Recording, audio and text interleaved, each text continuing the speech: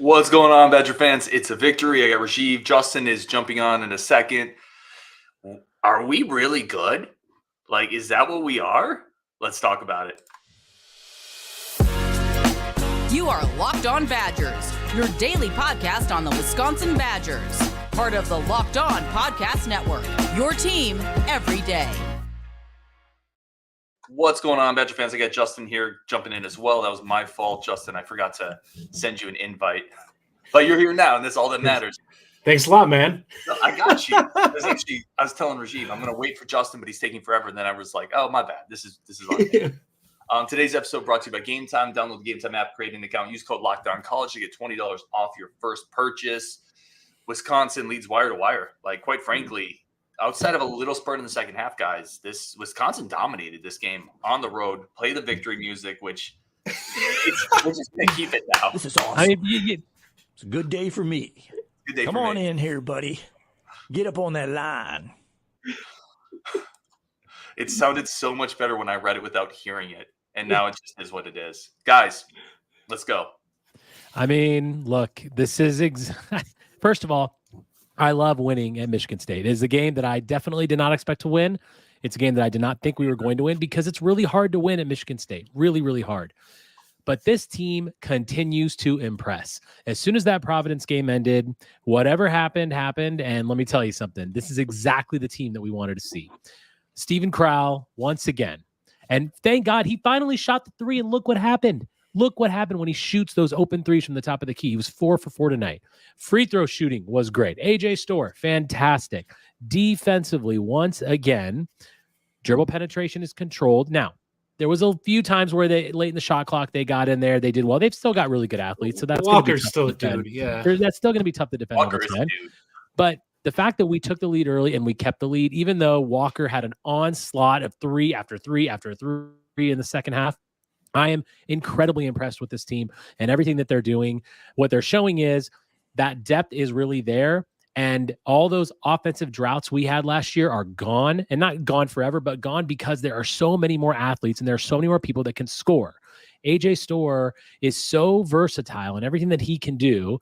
And then you couple that with Wall and Crowl doing what they're doing down low, being very efficient scoring wise.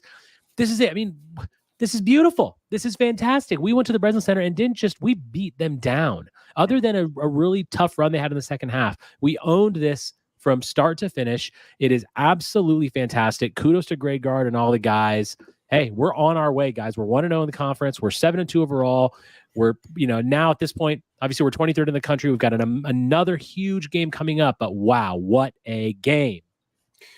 Yeah, I'm going to stick to exactly what I've been saying all along, which is this. If Wisconsin's going to be this efficient offensively, they're going to basically just dare you to stay with them. And that's exactly what happened in this game. Michigan State wasn't able to be as good offensive efficiency-wise because they really are one guy who can score. And when you play that way, you're putting so much pressure on that guy to have to make a play every time.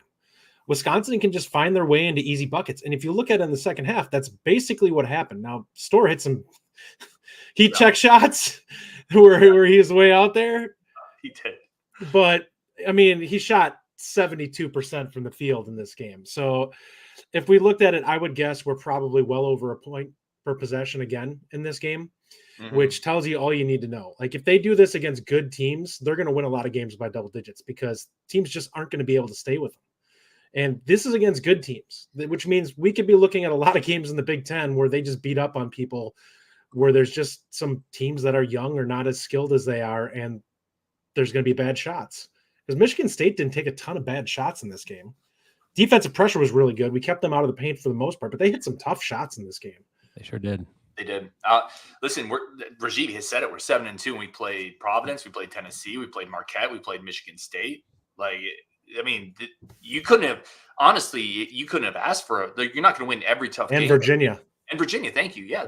Like, this is an incredible start to the season. Like, I don't think anybody thought 7-2 was happening. Even Justin's been higher on this team than I think most people. I don't think he would have predicted 7-2. This is a great start.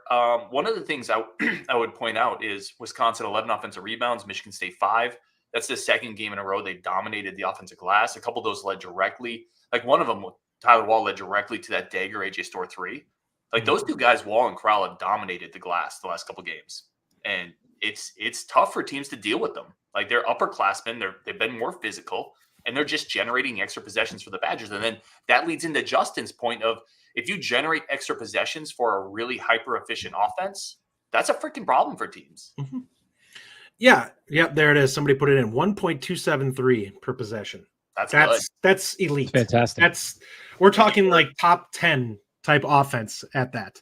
And if they're going to play that way with the defense that they play, they're going to beat virtually everyone they play except for a team that's hyper athletic that is going to just have to make freak plays like NBA type guys, which there's a couple of teams out there that can definitely do that to them. But it's a lot like watching the 2014 and 2015 teams where if they keep getting themselves into easy looks, that's where you're going to beat teams. You're going to just be more skilled and more efficient. This is a really good passing team, by the way. And for the love of God, Blackwell, no, he understands the situation so well. Getting himself in there and getting fouled, like you know that it's not going to be a super easy shot, but he's so adept at putting pressure on the defense and getting them into a situation where the defense feels like they have you, and he just puts the screws to you and gets you in a spot where it's like, crap, now we suddenly gave up 2 points because this guy's automatic from the line. And you're like, you just lost a possession that you thought you won. He's elite from the line. I mean, almost 90%. I can't remember a young player, and guys, I'll kick it to you and definitely kick it to the chat because we got 260 people in here. I can't remember a young player that is more adept at drawing fouls than Blackwell. He draws 3 or 4 a game. He puts tremendous pressure on defenses. His strength and athleticism. Yeah. It just shows how heady he is, right? Like how he already looks like a senior playing right now. He already looks like a guy who can make it to the next level. He's so intelligent, and his game smarts are they're so easy to see out there. And that's the kind of leadership that we need throughout this entire team. I mean, look, we had so many scoring droughts last year. We had so many issues last year. And look at the additions of Storr and Blackwell and Winter and what you're seeing instantly. Like they instantly filled the holes. And then not only that, we're doing things better than we were last year. We're 14 to 14 from the line tonight. 14 to 14. Those little things matter so much. And it's a stat that'll get buried a little bit in everything else that we're seeing, but that's huge. We're not letting teams back in the game late in situations. And then you couple those new guys, better free throw shooting, better shooting overall, and then with the way that the front court is playing right now, with Crowl just deciding, look, I'm going to own things, and he's doing that exactly. I mean, Wall gets 2 fouls, goes out, and he still had a big impact on the game. And he barely played 5 minutes in the first half. And could you ever have imagined this team with this record when Connor Essegien gets 4 minutes? Nope. Can you even imagine what that's like? That's how impressive the entire team has been from top to bottom, from everything from the veterans like Chucky and Tyler and Stephen, and you throw in the new guys and how aggressive Storr is and how aggressive they are on defense. Connor Essegien gets 4 minutes, and we stomp Michigan State at the Breslin Center. I was going to say, amazing. Connor Essegien has 3 points, and Chucky has 5, and we win by double digits. Wow. What if I told you that before the season, you'd be like, you're nuts. There's no way that they're even in the game. I would have made you a Believe with Justin soundbite, and we would have heard it all the time, made fun of you. All right, let's take a very quick break. I want to come up. I have so many questions for you guys, so many things I want to talk about. I want to talk about, like, what's the weakness you guys see right now with this team? Like, what is going to stop this team potentially? I want to talk about the play from Chucky Hepburn. Not a lot of scoring, but 8 rebounds, 1 turn, or 8 assists, 1 turnover. Like, he is 5 boards. Yeah, 5 boards. Like, he is at the peak of his game right now. There's so much to talk about. Plus, all your comments. We got 15 that we want to read off already. But first, a quick break for friends of the show. Today, over at Game Time, Justin Rajiv, we went to a game, the Ohio State game. Certainly, Game Time is a place you can go to get all your tickets, everything from concerts, comedy. It's all there on Game Time. And again, I'm a mess. I don't know how to plan things. Game Time is there for people like me, not like Rajiv or Justin. They are higher life forms. I need all the help I can get. Game Time is there to help me plan that stuff out because I don't have to worry about it. Last minute flash sales, ticket deals, you get pictures of the seats. So you know exactly what it looks like. You don't show up to the stadium, the arena, and you're sitting behind a big pillar. I've been there because I don't know how to plan things. Game Time was literally designed for me by people who knew I needed help in life. That's why you got to use Game Time. Snake the tickets without the stress with Game Time. Download the Game Time app, create an account, use code LOCKEDONCollege for $20 off your first purchase. Terms do apply. Create the account, redeem code LOCKEDONCollege, $20 off your purchase. Download Game Time today. Last minute tickets, lowest price guaranteed.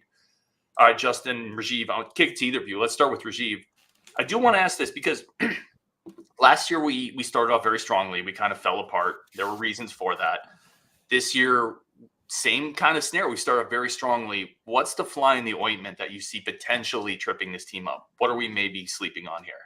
You know, I got to say that I don't see a lot of flies in the ointment right now. I mean, honestly, like what I would have answered 2 weeks ago was defense, but that has been corrected. And then the answer before the season was shooting droughts and inability to score on a consistent basis. And frankly, that has also been solved. You brought up inconsistency. Well, we're being pretty consistent now as well. The more these young players get in the games and get more minutes and get playing time, all of our Achilles heels have been covered up. I mean, we're shooting the ball better. Like free throw shooting is better. Everything across the board is better. Honestly, obviously, when you look at this team, you can always look at if they're cold from three, they're going to have problems, right? That's going to happen, but that happens with every team. And with now that you've added more 3-point shooters into the mix, just instantly with Blackwell and with Winter, people that can do it, I don't really know that there are a lot of issues. It's simply going to be, can we keep this up? Can we keep the defensive intensity up at the level that it has been? Because teams are going to find ways around that. And when you get a guy like Zach Edey, he's going to own the paint, and that's going to be a problem. And if a team can out-rebound us and out-hustle us, sure, we're going to lose games. But at this point, I think we've proven one thing. We can beat anyone. We can beat anyone if we play up to our potential and if things are going to go right for us, which you could say for a lot of teams. But this, I mean, we're going to Arizona this weekend. We're not going to win that game, but you know what? We can. There's no reason to think that we can't. It's not like we can't do it. I would have said a couple weeks ago that there was no chance, but now look at what we're doing. So I got to say, I don't really see a lot of problems with this team, and that if we continue on this path, our potential really is growing leaps and bounds.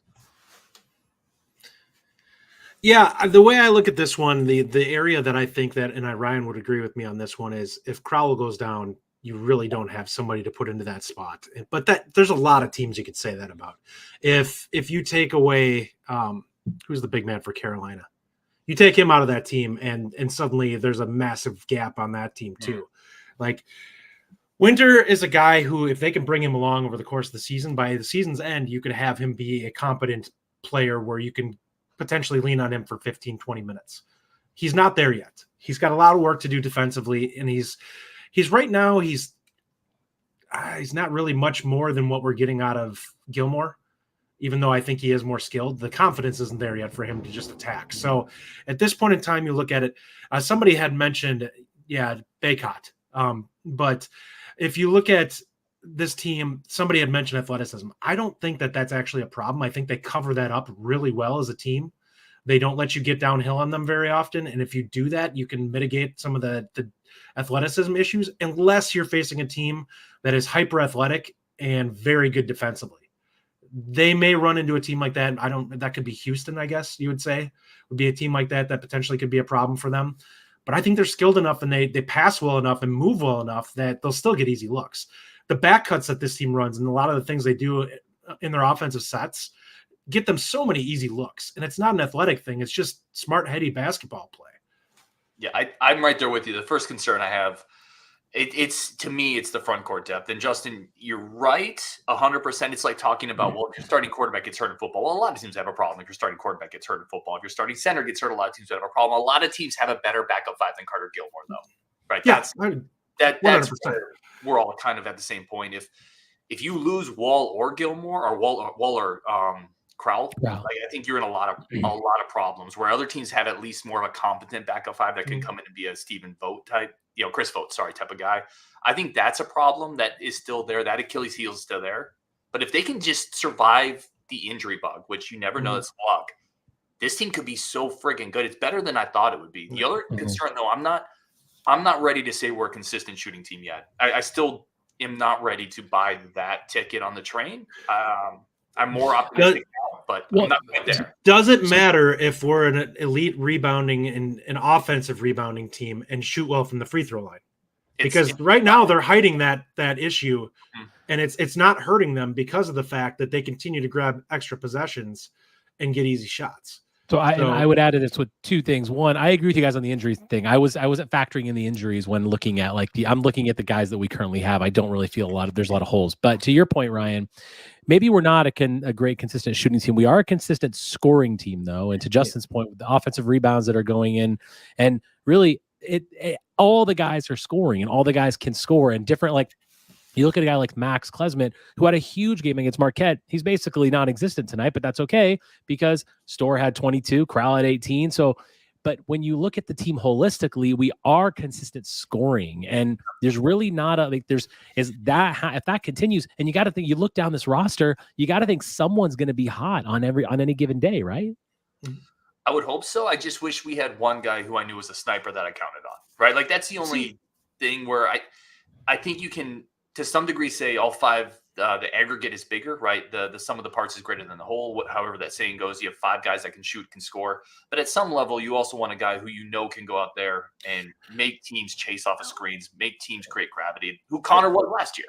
Yeah. I don't know if we had that this year. I think you're right in that regard, that we don't really have a go-to guy if we need a score right now looking at this team. Like if we have to have a big shot late in the game where it's a tie game or whatever, I don't know if you have that guy that you're like, I want to drop a play, this guy's not going to miss it.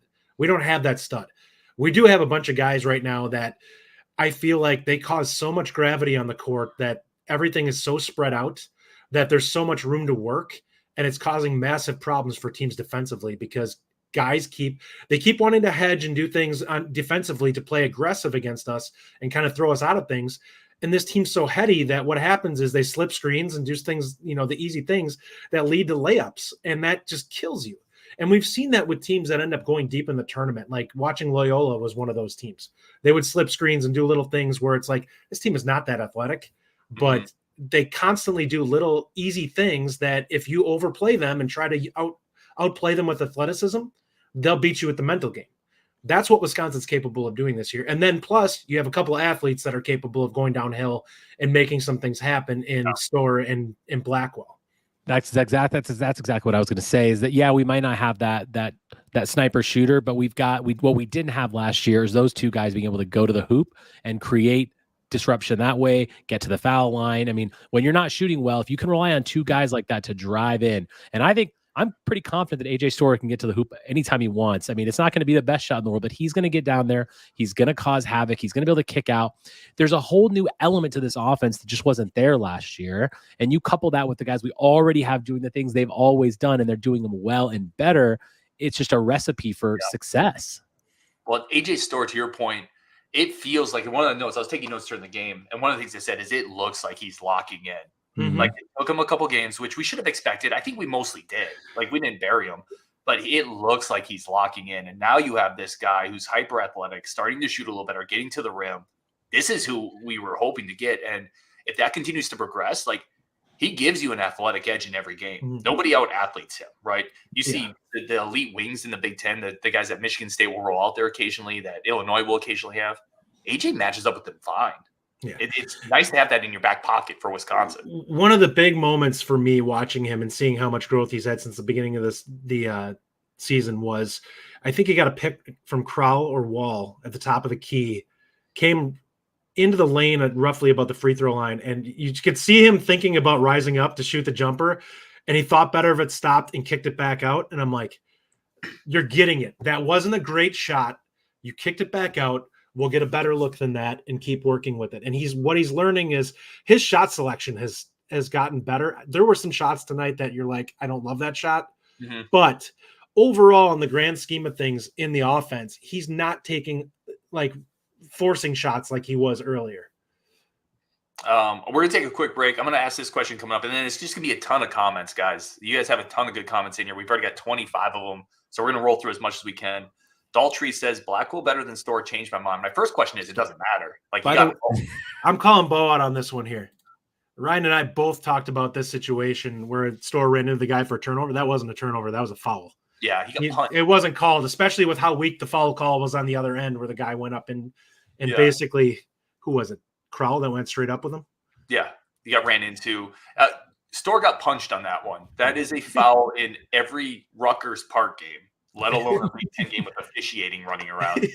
All right, we're gonna take a quick break. Come back. We have a bunch of comments we're gonna get to, but first, today's show is brought to you by our good friends over at LinkedIn. Every hire, we talked about this. Every hire is a big deal. It's the same in recruiting. Rajiv deals with this. Justin's a professional. Like you gotta work with good people. That's what LinkedIn is there for. Justin has educated me on the colander, which is the thing that keeps the spaghetti in the bowl and the water leaks out. That's what LinkedIn Jobs is a professional colander. It keeps the good candidates in the bucket, and all the bad ones go out down the drain into the septic system, down to the leach fields for all those, you know how that works. That's what LinkedIn Jobs does. It's the number one professional marketing tool for a reason, ranked number one by small businesses in comparison to their competitors for a reason. It's something I use. It's something my company uses. And right now, LinkedIn Jobs helps you find the qualified candidates you want to talk to faster. Post your job for free at linkedin.com/lockedoncollege. That's linkedin.com/lockedoncollege. Post your job for free. Terms and conditions do apply. All right, let's get into comments, guys. What do you guys got? We got a bunch of starred ones. Let's just bang them out. Yeah, definitely. So I've got a couple here that I wanted to get to. Now, of course, I've lost them all. But so Daltreed says, I like how this team is still the counterpunch of a team when they get the lead. That is something that did not happen last year. We did not see this team be able to actually withstand that kind of pressure. And again, it's those little things like making your free throws, being able to get to the hoop, getting offensive rebounds, not turning the ball over. All these things are adding up to why we're playing the way we're playing. And it's really just fantastic to see. The bigger issue with that is simply there's better players on the court with this team this year, where there's no one that feels like they have to force something to happen. And that's why a big part of why they're able to withstand it. And Chucky's just been phenomenal at understanding the situation and getting them into good sets and settling them down when the other team's making a run. He truly is an all-conference point guard in terms of understanding how to run a team and do what needs to be done in order to win games. Like his stats he probably won't win it this year, but every coach in the league is going to say that guy is what makes that team go. And he 100% is. Like it was the same thing in the Marquette game. There's so many guys that would try to go head to head with Kolek, and Chucky's just like, no, I'm out here. I'm running this team. We're going to do what we do, and we're going to take them down. Yeah, I think this is a great comment. That was really quick lesson that one, because runs happen in every game, right? Like you, as much as you want to keep a team down and step on their throats, Michigan State was going to go on a run at home. They just were. And it may never give them the lead back. They did the same thing against Virginia, although that wasn't in Virginia. But it's a great point by Rajiv. You have to be able to maintain leads, and that's a sign of a great team doing the little things correctly. Mm-hmm. I love this comment from Robert Sorensen. This basketball team is performing like I thought the football would, and the football team performed how I thought the basketball team would, which I think is hilarious. And yeah, I mean, it's fine. Listen, we're in basketball season now, so we can just hype this up and talk all about it, and it's great. Nick, I like Nick's comment here. I just noticed we're Virginia's only loss. We held them to 41. Just speaks to the defense and how well we've played on the defensive side of the floor. And that was a huge issue when we played Tennessee and Providence and early in the season. And I'm telling you, that switch flipped so fast. And whatever was said by Greg Gard, especially to the guys in the front court, they are playing their butts off. And there is so much credit to go to all this team. And the bench, guys, the bench is playing really well too. Whoever comes in, whether it's Blackwell, and even a guy like Carter Gilmore, who obviously has issues offensively. I think, man, he plays so hard and he deserves a lot of that credit. He had some great defensive plays tonight. You know, the ball was coming in on a fast break and he just stood the guy right up, forced him to the baseline, forced him into a turnover that Max Klesmet intercepted. I think that's a really big deal. And like little things from everybody makes such a big difference. Well, let me throw this comment in here because I have one I really want to get your guys' take on and see if I can find it quick. But it is about the depth. This is from Mark Deluge. And by the way, thank you for everybody making comments. We're not going to be able to get to all of them because Justin and Rajiv are too long-winded. I'm succinct. I can get to them, but these Justin. What is this? No. That's why we do a long-form show. It's true. And honestly, there's so many great comments. We could do this for 2 hours and not get to them, like at the end of the day. My bigger point is thank you guys for all the comments, for tuning in, for letting us talk about the Badgers being part of this community. Mark says our depth is amazing this year. Pretty sure we went 3 to 4 players deeper on the bench. I still don't know if our depth is amazing. Like I think the guards are. I think we're comfortable at the guards. I feel like we're 6 deep, though. Maybe no. Well, that's not fair. Because Winter had a couple really nice rebounds and battled today, but I don't feel like our depth is amazing. Outside of Blackwell, who do you trust coming off the bench? Really? I mean, I still trust Connor. I still think he's going to play a big part in this team. Minutes today. Okay, but that doesn't mean that I don't trust him. That doesn't mean I don't think he should be Mark playing doesn't more. trust If we had to put him out there for 15 minutes tonight in order to play the game, I would have been fine with it. Like he played that last year consistently. And I think even Gilmore, if he's going to give you 8 to 10 minutes, he's fine. As long as he doesn't jack up threes like he did earlier tonight consistently, you're fine with him out there. He does enough other things okay that you're like, he's not killing me out there. Now, if you're looking at plus players, yeah, you're right. Like we're only probably 6 deep in terms of guys 6-7 deep in terms of guys that you're like, this guy's capable of having a positive impact on the floor in terms of scoring, putting pressure on the other team. I think defensively, you feel good probably 8 deep. I think most of the guys are pretty good defensively, and that's really all it is. You're trying to spell the offense and keep them. Mm-hmm.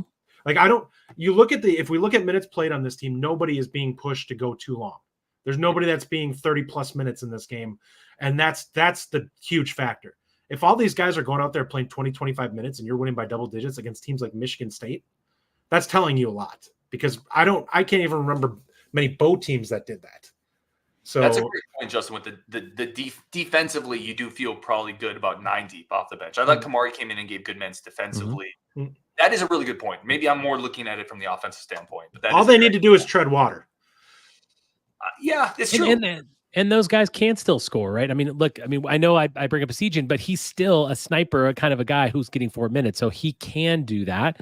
And I think Winter has shown the ability to put some balls in the hoop too. It's not like he's going to be an amazing scorer, but as needed, if let's say Crowl and Wall are in foul trouble, I am confident that Winter can come in there and play a game and do the things that he needs to do. So I'm adding that into the depth. I'm saying that I do think Winter's a part of that depth. I think Blackwell, I think Essegien, I think Gilmore does bring a lot of energy and defensive ability off the bench. So yeah, you have players that you can come in there. The bottom line is I feel more confident about when Gard makes changes. I don't think we're going to fall off the map. I think that we're actually going to stay in the game and we can do what we need to do because of all those little things happening.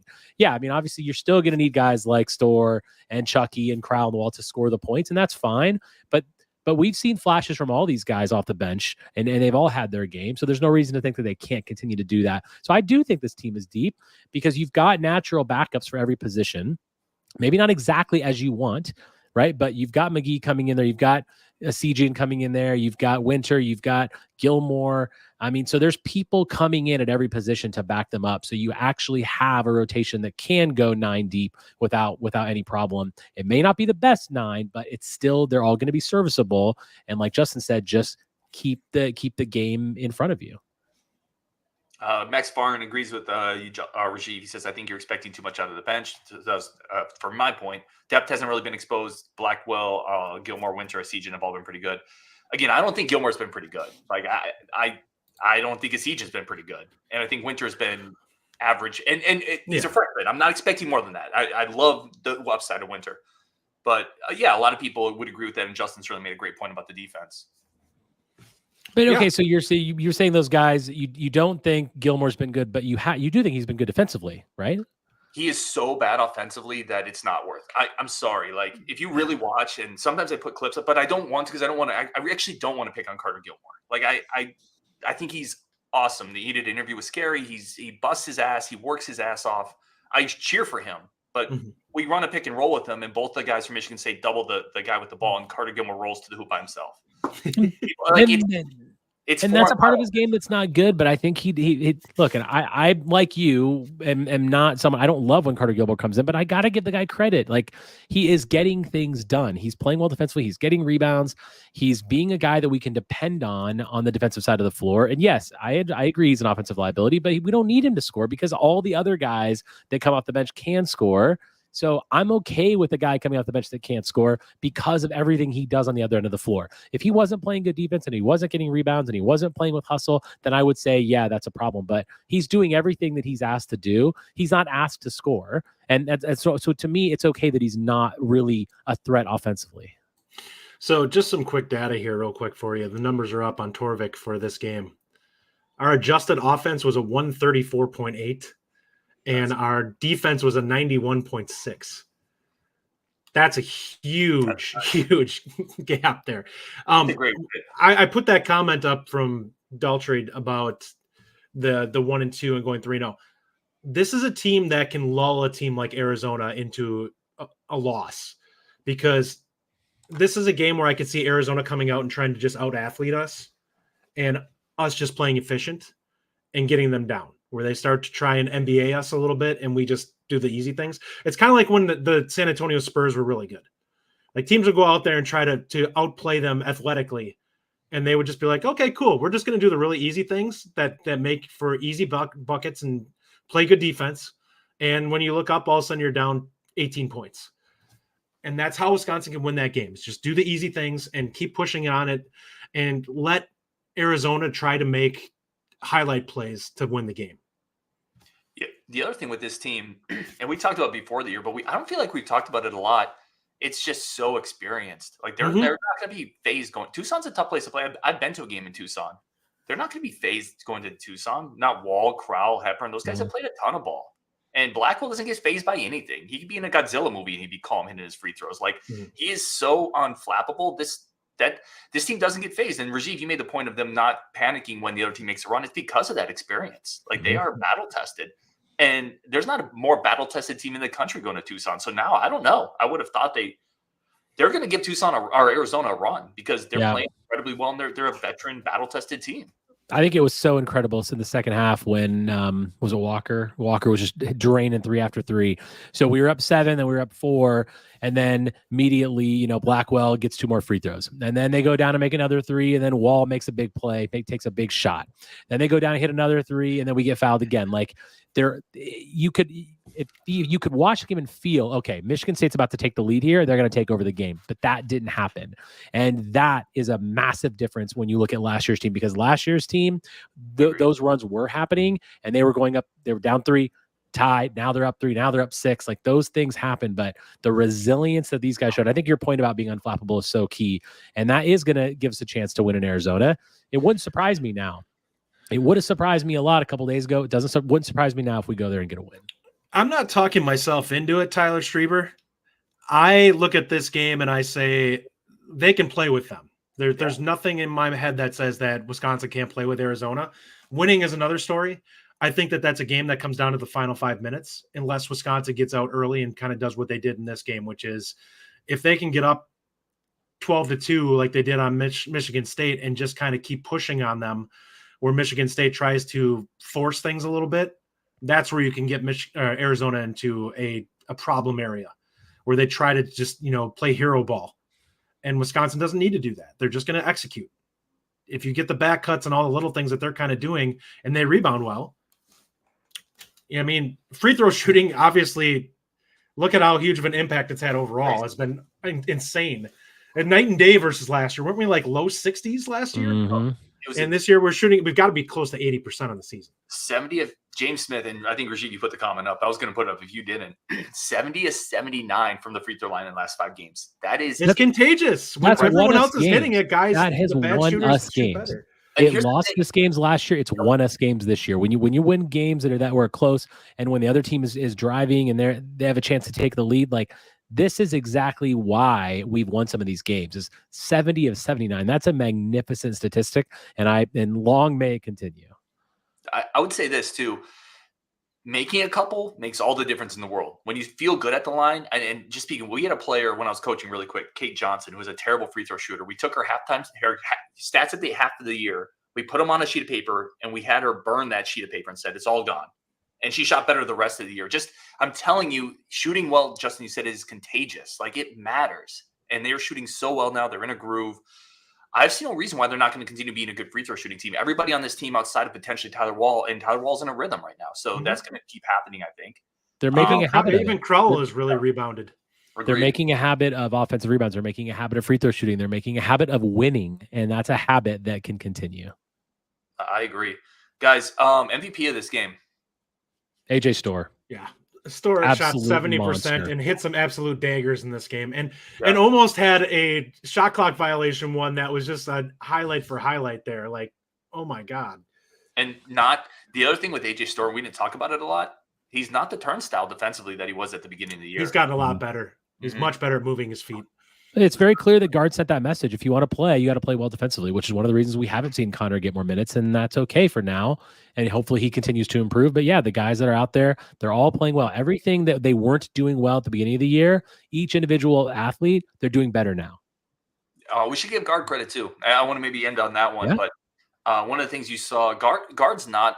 I've said before, Gard can be a little stubborn. If you watched kind of the beginning of the game, they used Chucky Hepburn in a defensive, like a denial role. He wasn't playing that kind of pack line defense, right? He was all over Walker, thank you. Number 2 is in my head, but yeah, Walker. He's all over him. He was trying to deny the ball. That's a great adjustment to make it harder for him to get going.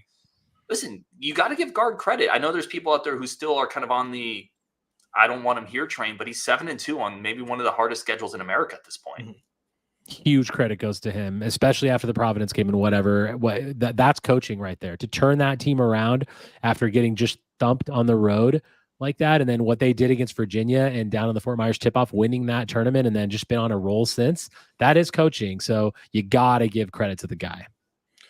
Yeah, Brian Latch, Storr was guarding Hogard at times. I'm surprised he didn't take him to the rim. Honestly, he was playing off because coming into this game, Hogard was shooting 14% from 3. So why give him an opportunity to attack downhill when he can't hit anything? He got lucky, hit a couple threes in this game. It is what it is at that point. You tip your cap at that point if a guy who's a bad shooter hits a couple shots. And you live with those shots. Mm-hmm. All right, guys, we're going to wrap it up there. On Wisconsin, as always, Justin Rajiv from Bucky Report. As always, it is awesome having you guys on this. For everybody that tuned into the chat, thank you so much for tuning in, for all the comments. And, from all three of us, tons of content still coming up this week as we continue on to this offseason transfer portal craziness. We did see a comment in here somewhere, Cam Ward. Yes, please. I don't know where you guys are on that one, but I would take that in a I mean, obviously I would take it, but I don't think it's going to happen. I don't either, but I think they need a quarterback. We'll talk about that on another show. On Wisconsin, guys, we beat Michigan State. We kind of beat them down, to be honest. And this team might be really good. We'll talk about that more coming up.